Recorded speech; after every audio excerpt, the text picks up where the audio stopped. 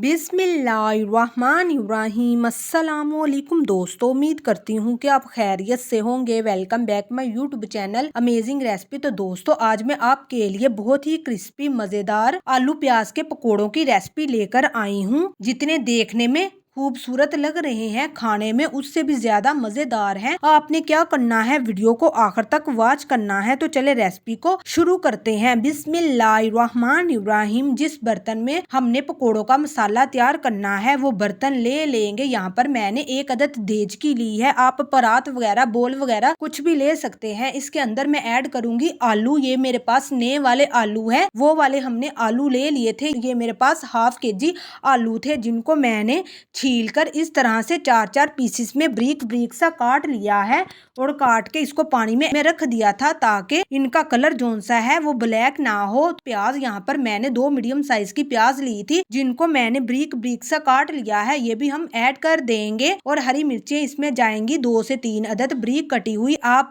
अपने हिसाब से कम ज्यादा ऐड कर सकते हैं। और ये है मेरे पास हरा धनिया। यहाँ पर मैंने हरा धनिया लिया है 1 मुट्ठी, जिसको मैंने काट कर अच्छे तरीके से धो लिया था। ये भी हम इसमें ऐड कर देंगे। और ये है मेरे पास बेसन। यहाँ पर मैंने 1 कप भरकर बेसन लिया है, जिसको मैंने छन्नी से छान लिया था। आपने भी बेसन को अच्छे तरीके से छान कर यूज करना है। ये भी हम इसमें ऐड कर देंगे। पाउडर मसाले, फिर हम इसमें पकोड़ों के मसाले ऐड करेंगे। नमक 1 टीस्पून, आप टेस्ट के अकॉर्डिंग ऐड कर सकते हैं। हल्दी जाएगी हाफ टी स्पून।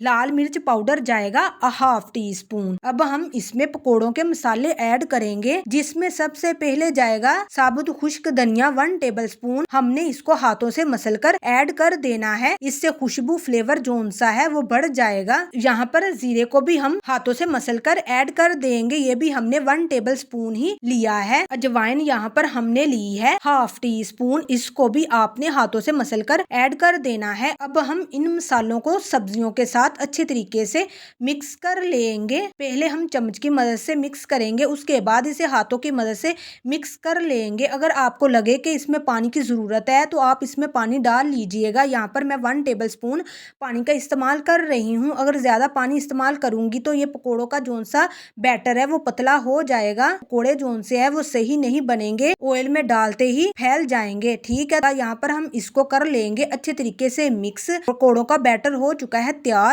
अब हम इसको करेंगे फ्राई। यहाँ पर हमने ऑयल को लो फ्लेम पर रखा हुआ था। देखिए ऑयल जोन सा है अच्छे से गर्म हो चुका है। अब हम पकोड़ों के मसाले को ऐड करेंगे ऑयल के अंदर। फ्लेम को थोड़ा सा बढ़ा देंगे तो इसकी एक साइड को हम पकने देंगे, जब तक इसका एक साइड से कलर जोन सा है वो चेंज नहीं हो जाता, गोल्डन ब्राउन नहीं हो जाता। जब आपको लगे कि एक साइड से ये फ्राई हो चुके हैं तो आप इसकी साइड को चेंज कर दीजिएगा और दूसरी साइड को भी हम ऐसे ही फ्राई कर लेंगे। तो देखिए बहुत ही मजेदार क्रिस्पी आलू प्याज के पकोड़े हो चुके हैं तैयार। बहुत ही आसान तरीके के साथ बनाए हैं। आप ज़रूर ट्राई कीजिएगा और बताइएगा आपको मेरी ये रेसिपी कैसी लगी। तो दोस्तों, ये थी हमारी आज की रेसिपी। उम्मीद करती हूँ कि आपको बहुत पसंद आई होगी।